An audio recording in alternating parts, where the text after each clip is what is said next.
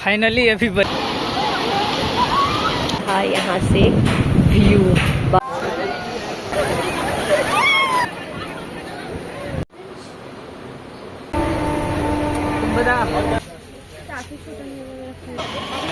शिवम। सो thumbnail देख के तो आप समझ ही गए होंगे कि मैं कहाँ जा रही हूँ। तो सुबह का अभी 4 बज रहा है और मैं स्टार्ट हो गई हूँ रेडी होने के लिए। हेलो गाइज, मैं रेडी हो गया हूँ और मेरा बैग भी रेडी हो गया है। हम लोग ट्रिप पे निकलने वाले हैं, तो देखते हैं कि माही रेडी हुई या नहीं। हमको लगता है कि अभी इनको बहुत सारा टाइम लगने वाला है। फाइनली इनको रेडी होने देते हैं और रेडी होके निकलते हैं। बैग मैंने रात को ही पैक कर लिया था, तो अभी सिर्फ चार्जर वार्जर रखना बाकी रह गया है। और हमने कल रात को ट्रिप प्लान किया, इस वजह से हम लोग को टिकट नहीं मिल पाया है, तो हम लोग इस बार जनरल में ही सफ़र करेंगे। देखते हैं जनरल का एक्सपीरियंस कैसा रहता है। हम दोनों रेडी हो गए हैं और दीदी अभी रेडी हो रही है, तो जैसे ही दीदी रेडी होकर के फ़ोन करेगी तो हम लोग यहाँ से निकल जाएंगे। सो बैग वैग पैक करके और रेडी होके हम लोग निकल गए हैं ट्रिप के लिए। पहले रास्ते से दीदी को पिकअप करना है और ये देखिए पिकअप करते समय कौन मिला, विकास का फ्रेंड जो उससे मिलने आया था। इतना वेट तो मुझे अपने बॉयफ्रेंड के लिए नहीं करना पड़ता था जितना मेरी दी के लिए करना पड़ता है। सो फाइनली हम लोग स्टेशन पहुंच चुके हैं। स्टेशन से जाने के लिए बस एक ही ट्रेन अवेलेबल था जिसका नाम था ताम्रालीपता एक्सप्रेस। ट्रेन का टाइमिंग तो मुझे पता था कि 6:45 में चलने वाली है, बट कौन से प्लेटफॉर्म में आने वाली है ये पता करने के लिए हमें बहुत देर तक वेट करना पड़ा। कहीं पर भी मेंशन ही नहीं कर रहा था। बहुत टाइम तक हमें वेट करना पड़ा, पर प्लेटफॉर्म नंबर हमें मेंशन नहीं किया गया बोर्ड पर। फिर साइड से पता करने पर हमें पता चला कि वो 23 नंबर प्लेटफॉर्म पे आने वाला है। तो हम लोग भी निकल चुके हैं और हमारी ट्रेन भी आ ही चुकी थी। देख सकते हैं सब कितना हैप्पी है लोग। मैं भी बहुत ज़्यादा एक्साइटमेंट थी क्योंकि मैं पहली बार लाइफ में बीच देखने वाली थी। ये मेरी पहली ट्रिप थी दीघा की। वहाँ जाने के बाद मैं जो भी एक्सपीरियंस करूंगी मैं आपके साथ शेयर करूंगी। और ऊपर में हमें सीट मिला था, नीचे में नहीं मिला था। नीचे में ऑलरेडी बहुत फुल था, बट हम लोग हैप्पी थे। और यहाँ पर ट्रेन भी हमारी चल पड़ी थी।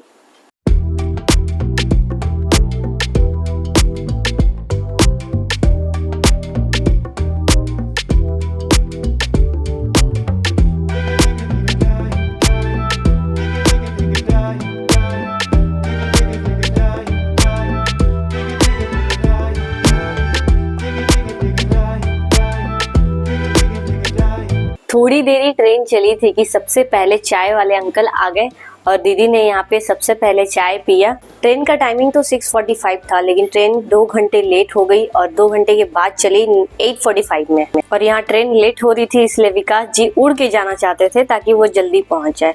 उसके बाद यहाँ पे आया कुछ पकोड़े वाले अंकल और हमने लिया यहाँ पे कुछ पकोड़े, जिसका नाम मुझे कुछ ठीक से पता नहीं, लेकिन शायद उसको कुछ मोचा टाइप का बोलते हैं। ट्रेन सुबह की थी इसलिए मैंने ब्रेकफास्ट नहीं किया था और ट्रेन में ऑयली फूड खाना मैं बिल्कुल भी प्रेफर नहीं करती हूँ। यहाँ सबने अपनी अपनी चॉइस के आइटम लिया। किसी ने चावल भाजा लिया, किसी ने चूड़ा भाजा लिया, किसी ने बादाम लिया, किसी ने दाल लिया, किसी ने मटर लिया, और वैसे करके सबने कुछ कुछ लिया और हमने सबने खाया और बहुत सारी एक्टिविटीज़ की। फ़ोन चलाया, गाना सुना, लेकिन फिर भी बोर हो रहे थे। बस वेट था तो वहाँ पे पहुँचने तक का। और लास्ट में ट्रेन में पेप्सी आया और गर्मी इतनी थी कि बच्चों ने पेप्सी खाने की जिद की, तो पेप्सी खाते खाते हम लोग पहुँच गए फाइनली दीघा स्टेशन। ट्रेन से उतरते ही इतना ज़्यादा क्राउड हो चुका था कि हम लोग पहले थोड़ा सा रुक गए ताकि क्राउड खाली हो जाए। तो थोड़ी देर रेस्ट करने के बाद हम लोग यहाँ से बाहर निकलना स्टार्ट कर दिए। अभी तो यहाँ से बाहर निकलने के बाद हमें होटल भी देखना है, क्योंकि हमने होटल भी पहले से बुक नहीं कर रखा है। और होटल बुक करने के लिए हमने सोचा है कि बीच के आसपास ही होटल बुक करेंगे ताकि हमें आने जाने में सुविधा रहे। और ये रही पहली झलक जगन्नाथ धाम मंदिर की, जो अभी कुछ टाइम पहले ही ओपन हुआ है। और अभी हम लोग यहाँ पर भी जाने वाले हैं, लेकिन वो हम लोग सबसे लास्ट में जाएंगे।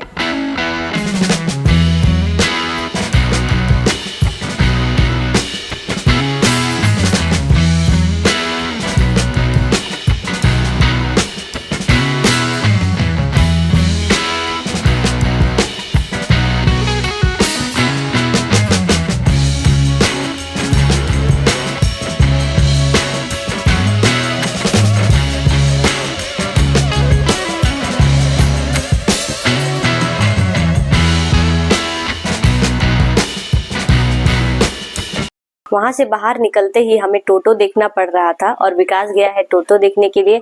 और हम लोग यहाँ पर पी रहे हैं नींबू पानी, वो भी बर्फ के साथ, क्योंकि बहुत ज्यादा बाहर धूप है और बहुत ज्यादा ही गर्मी। सो फाइनली हमें टोटो मिल गया है, लेकिन यहाँ से सबसे पहले हम लोग होटल देखेंगे।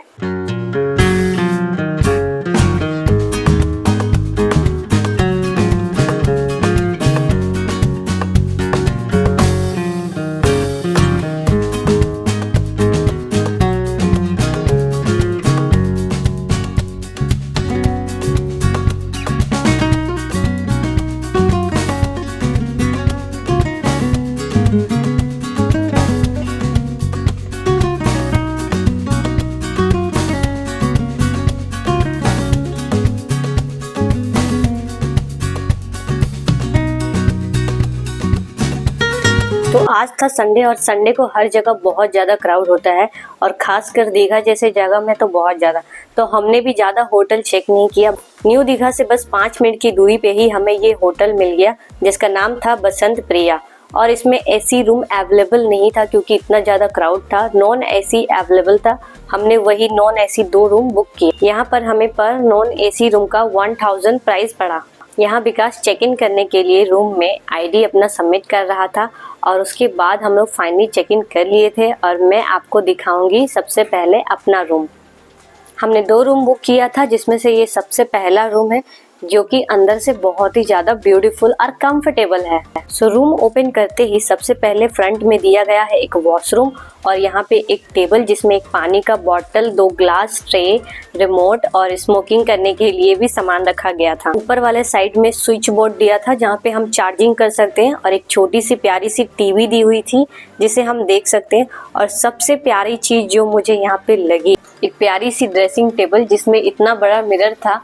पर्सनली मुझे ये बहुत पसंद आया क्योंकि मुझे इसमें मेकअप वगैरह सब करना था और वीडियोस भी लेना था। और ये है एक विंडोज दिया हुआ है और उसके साथ एक वुडन का छोटा सा अलमीरा भी दिया हुआ है जिसमें हम अपने कपड़े वगैरह रख सकते हैं। और ये प्यारा सा बेड, इसमें 2-3 लोग तो आराम से कंफर्टेबली सो सकते हैं। उसके बाद मैं ले चलती हूँ आपको दिखाने के लिए यहाँ की सबसे प्यारी चीज जो थी यहाँ की बैल्कनी। ऊपर में रूम अवेलेबल नहीं था तो हमें ग्राउंड फ्लोर पे मिला और ये ग्राउंड फ्लोर का बैल्कनी है और यहाँ से हम बाहर का पूरा आउटसाइड देख सकते हैं और जो कि बहुत खूबसूरत है। यहाँ का व्यू बहुत ही ज़्यादा अच्छा है और आगे देखते हैं कितनी मस्ती करने वाले हैं हम लोग। और यहाँ से विंडो से भी आप देख सकते हैं रूम। और उसके बाद अब हम चलते हैं दूसरे रूम में। दूसरे रूम में भी सब कुछ सिमिलर ही था, वही एक प्यारा सा बेड, वॉशरूम और उसके बाद यहाँ पे एक छोटी सी टीवी, चार्जिंग का पॉइंट और यहाँ पर भी वो सेम टेबल दिया हुआ था जिसमें पानी का बोतल, 2 ग्लास, ट्रे, रिमोट एक्सेट्रा सब कुछ था। और उसके बाद यहाँ पर भी एक ड्रेसिंग टेबल दिया हुआ था मिरर के साथ, ये भी उतना ही प्यारा था लेकिन सिमिलर ही था। यहाँ पर भी एक वुडन का अलमीरा दिया हुआ था और ये रहा इस रूम का बेड जो कि नीट एंड क्लीन था और उसके साथ साथ ब्लैंकेट भी दिया हुआ था। और उसके बाद यहाँ की जो बैल्कनी थी वो उस रूम के मुकाबले थोड़ी सी छोटी थी, बट ठीक है, चल जाएगा। तो अब टाइम था बीच में जाने का और सबने अपना ड्रेस चेंज कर लिया था बीच में जाने के लिए। पर बीच में जाने से पहले हमें लंच करना पड़ेगा और टाइम हो चुका है यहाँ 2। जिस होटल में हम लोग रुके थे वहाँ पर एक रेस्टोरेंट भी था जो कि उनका खुद का था और वहाँ पर भी खाने के लिए बहुत सारी वैरायटी अवेलेबल थी, तो हम लोग वहीं रुके थे खाने के लिए। पर मैं सजेस्ट करूँगी अगर आप आ रहे हैं तो बाहर का खाना भी ज़रूर ट्राई करें क्योंकि बाहर का खाना होटल के खाने से ज़्यादा टेस्टी होता है। दीघा में खाने का स्पेशल जो आइटम होता है वो होता है फिश। वहाँ पे फिश का आइटम बहुत सारा होता है। यहाँ पे हम लोग 2 नाइट और 3 डे स्टे करने वाले थे, जिसमें से आज ये हमारा सबसे पहला दिन। तो आज मेरे लाइफ का सबसे फर्स्ट एक्सपीरियंस है और हम लोग जा रहे हैं न्यू दीघा सी बीच में। ये व्यू जो आप देख रहे हैं मेरे पीछे, ये न्यू दीघा सी बीच के पास में ही है। फाइनली हम लोग न्यू दीघा सी बीच पहुंच गए हैं और ये यहाँ का क्राउड आज संडे होने के कारण इतना ज़्यादा है। बाकी दिन इतना नहीं होता होगा लेकिन आज स्पेशल लग रहा है। ये देखिए बच्चे और माही कितने एक्साइटेड हैं।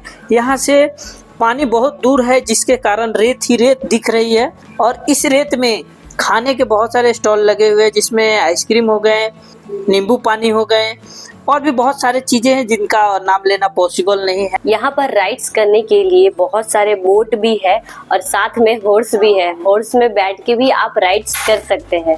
पानी अभी भी बहुत ज्यादा दूर है तो हमें अभी भी चलना ही पड़ रहा है। हम लोग बस चल रहे, पता नहीं रुकेंगे कब।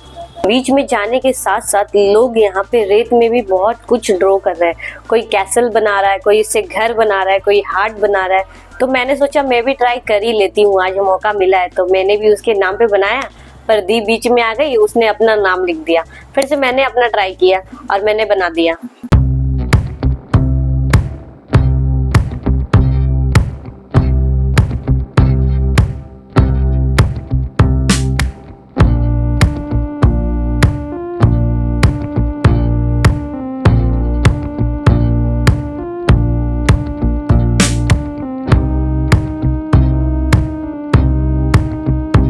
तो बीच में बहुत सारी मस्ती करने के बाद हम लोग पूरे गीले होकर के बाहर निकल चुके हैं और अब जा रहे हैं रूम की तरफ। रूम पे रेस्ट करेंगे और निकलेंगे फिर इवनिंग में। 2 घंटे रेस्ट लेने के बाद हम लोग फिर से स्टार्ट हो गए रेडी होना, ताकि हम बाहर जा सके। घूमने के लिए आए हैं तो घूमेंगे ही ना, घर पे तो सोएंगे नहीं। तो बस इवनिंग का टाइम हो चुका है और हम लोग भी सब लोग रेडी होकर निकल चुके हैं बाहर की तरफ और देखते हैं इवनिंग का लुक कैसा होता है यहाँ पर। डे से कहीं ज़्यादा खूबसूरत तो यहाँ इवनिंग का एटमॉस्फेयर था। इतना ब्यूटीफुल लग रहा था, चारों तरफ लाइट ही लाइट और लोग ही लोग। बहुत ही ज़्यादा खूबसूरत था और उसके साथ ठंडी ठंडी हवा भी थी। और यहाँ पे नज़र पड़ती है ये चमचमाती हुई लाइट वाली कार में, इसमें शिवम का नज़र पड़ता है। और अब शिवम इस पे ना चले तो ऐसा हो ही नहीं सकता। अब उसने भी जिद कर लिया कि मुझे इसमें जाना ही जाना है। फिर हमने भी इसकी विश पूरी कर ही दी, इसे बिठा दिया गाड़ी में।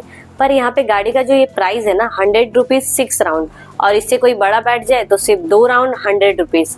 ये कार जो थी वो भी रिमोट कंट्रोल थी, इसे रिमोट कंट्रोल करके चलाया जा रहा था। तो वहाँ से हम एंजॉय कर रहा था और हम लोग यहाँ वेट कर रहे थे। तो उसके चलाने के बाद हम लोग आ गए यहाँ पे बीच पे। न्यू दीघा सी बीच के पास हम लोग आ चुके हैं और यहाँ पे पूरा अंधेरा पड़ा है, चारों तरफ सिर्फ अंधेरा है और लोग भी पूरे भरे पड़े। जितना यहाँ पे क्राउड सुबह पे नहीं थी, उतना ज़्यादा क्राउड अभी है इवनिंग के टाइम यहाँ पे। ये जो ब्यूटीफुल सा जगह आप देख रहे हैं, ये एक पार्क है, देहू सागर पार्क। तो हमने डिसाइड किया कि हम लोग इसके अंदर जाएंगे, पर पता चला कि ये बस 2 घंटे में बंद होने वाला है और अंदर बहुत ही बड़ा जगह है घूमने के लिए। फिर हमने डिसाइड किया कि यहाँ पे हम लोग कल जल्दी आ जाएंगे तो आराम से घूम लेंगे। फिर हम लोग वहाँ से निकल गए और अब टाइम है थोड़ी सी शॉपिंग करने का।